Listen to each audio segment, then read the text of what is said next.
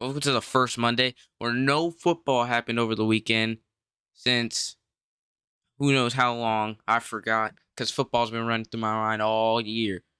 So, what do we talk about? We talk about football. The coaching news in the NFL just keeps on rolling. Eric Bieniemy, a Super Bowl winning offensive coordinator, is out of Washington. The Washington Commanders let him go after just one season. He's being replaced by Cliff Kingsbury.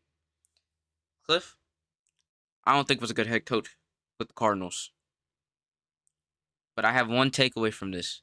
One takeaway from all these events occurring. The Commanders are going for Caleb Williams. The Commanders have hired a defensive coach in Dan Quinn, and now have Cliff, who is a good offensive who is a good offensive mind, and who was with Caleb at USC last season. It's clear they're trying to make Caleb want to come to Washington, but the Bears currently have the first pick via the Panthers being straight up ass, and Caleb said he doesn't want to play for the Bears. And the Bears already have a decent quarterback. They have Justin Fields. He showed improvement in the 13 games he played. He almost turned them around when he came back. The only thing with Commanders making this hire, it's clear they want Caleb. Which means even though the Commanders have the second pick of the draft, they're already showing their cards. They're giving the Bears all the leverage in the world. Even if the Bears end up trading the first round pick to the Commanders, they know they'll get what they want. And that's going to be probably Marvin Harrison Jr., in my opinion. And this can end up in the Bears getting their pick back for Montez Sweat, or a couple more picks, including the second overall pick in the draft. They have all the leverage in the world now that they know that the Commanders want Caleb Williams. And if they're not going to end up giving what they want, they should pick Caleb Williams, and then they could trade him. The Bears are in the best spot in the draft. They could get a generational talent, or they could stick with their young quarterback. And they have 2 top 10 picks, one being probably in the top 2. The Bears are going to be a fun-to-watch team. And the Commanders, if they get Caleb Williams, that'll put some excitement in Washington football, hopefully, because, Jesus, it's boring. Sam Howell, trash. Nothing but trash. Taylor Heineke. Come on, that was your quarterback. That was your best quarterback in the last 3 years.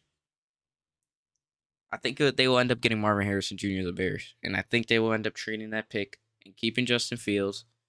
And the Commanders will get Caleb Williams. But the Bears are set up to get a massive load just for going one spot down because the Commanders want for Caleb Williams. And pairing Marvin Harrison with Justin Fields, that would just be great, and that would just be fun for football. One last thing before we move on to this topic. Who is Caleb Williams? And who is his dad to say who and who he will not play for? Caleb Williams, your team got absolutely nowhere last season in the college football season. And they marked you as a generational talent. To me, you're just as much as a number 1 overall pick as Baker Mayfield. And Baker Mayfield had far more success. Eli Manning declared he wasn't going to go play for the Chargers. But guess what? He's a Manning. His brother's Peyton Manning. They're known to be generational quarterbacks. His dad's the dad of quarterbacks, of great quarterbacks. And Caleb Williams, his dad, is just a guy with the last name Williams. Caleb's not John Elway either, where John Elway was able to go play for the Yankees. Caleb Williams not able to go play baseball. He's a football athlete, a football quarterback. And if Caleb Williams gets drafted by the Panthers, which obviously is not going to happen, guess what? He's going to go play for the Panthers. He doesn't have as much leverage as you think he has. And he shouldn't have as much leverage as I think he has. He's Caleb Williams, the next number 1 overall pick. Nothing too special. He's nothing special. And he's not anything other than a quarterback who's ready to play football. Next. More coaching chaos. But at this time, it's a question. Will Bill Belichick coach in the NFL again? My answer is yes. He's the greatest coach of all time. There's gonna be teams after next season. And if they have a bad season, they'll be calling Mr. Belichick. These teams are teams like the Broncos, Eagles, and Cowboys. The Cowboys especially. Jerry Jones saying he could work with Bill Belichick. And because Jerry Jones wants to win before his time is gone, and he's already an old man, Bill gives them the best immediate shot. And this is definitely McCarthy's last year if he's not going past the second round. Maybe even the conference championship. If he's not going to the conference championship, I wouldn't even be surprised if he's fired. He should have been fired after this season. Now, he'll probably have to put his pride aside, especially with the Cowboys, and just be a head coach. Because his general manager resume doesn't talk like his coaching resume. Bill definitely wants the coaching wins record. So he'll probably go to a team that he sees setting them up to beat that record. That was the Falcons with their easy division, but they didn't want him. I'm pretty sure the GMs didn't want him because he would have took their job. That's probably why he didn't get the job. Most likely why he didn't get the job. And the Eagles and Cowboys, with the current roster constructed, give him the best shot to win now. And they are most realistic options. Nick Sirianni, he'll be gone after next season, most likely. These are coaches that are on the back burner, and they're going to get moved to the front any minute now. But I was thinking, the Bills stink up the place, or another second-round exit, Sean McDermott should be gone. I mean, he hasn't done much. He hasn't gotten them to the Super Bowl where they needed to be with Josh Allen already. With the current roster that they have, Bill knowing the division better than anybody, I think Bill Belichick should be the front runner for the Bills job. He knows everybody better than they know themselves in that division. And putting him with an elite quarterback with Josh Allen, the young defense, the great defense, and weapons with Diggs, maybe Gabe Davis if he comes back, Knox, Kincaid, they're a win now. And they haven't accomplished much with their current coach. So why not bring in Bill, who'll give them a shot for the next 3 years? I think the Bills are the best fit for Bill Belichick.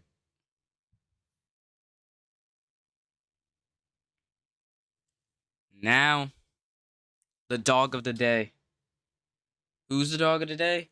It's the Miami Hurricanes. The Miami Hurricanes take on Virginia at John Paul Jones Arena. The Hurricanes are coming off a great win on Saturday against Virginia Tech. Virginia's coming off a 6-game winning streak and a win against Clemson by 1 point. The Canes started off slow against Virginia Tech. They went into half losing by 9, down 9. They ended up coming back and winning by 8. The Hurricanes are at the point where they need these tough road wins, especially in conference. Virginia, on the other end, won 6 straight. But all great winning streaks come to an end. The Virginia defense is second in points allowed in the nation. So their defense is number 2 in the nation when it comes to allowing points. But if Miami is able to control their turnovers, which they suck at, but if they're able to control their turnovers and get off to a good start, I see the Canes winning this game. Jim Larinaga, he has to have a game plan. This team needs this W. Dog of the day, Miami Hurricanes. Go Canes. Lastly, we're going to talk a little bit about the big game, the Super Bowl. Here's one of our Super Bowl segments. No, you got to have one because we can't shove all the segments into one on Monday. Okay? The Super Bowl is still a week away. So, who wants it more? Andy Reid or Kyle Shanahan? Now, this is the big game. Both teams and coaches want to win greatly. But I do think there's always a coach and a team who wants the victory more in every game, in every sport. Andy Reid already recently got 2 Super Bowls. He's set for his career. Solidified as a Hall of Fame head coach. Kyle Shanahan seems like he hasn't gotten done enough yet. And he's always being compared to his dad, Mike, who's won Super Bowls. The team is built for his offense. And it's better than when they first met in 2020, where the 49ers were up 10 in the fourth quarter and the Chiefs came back. I believe Shanahan is looking for that accomplishment he needs.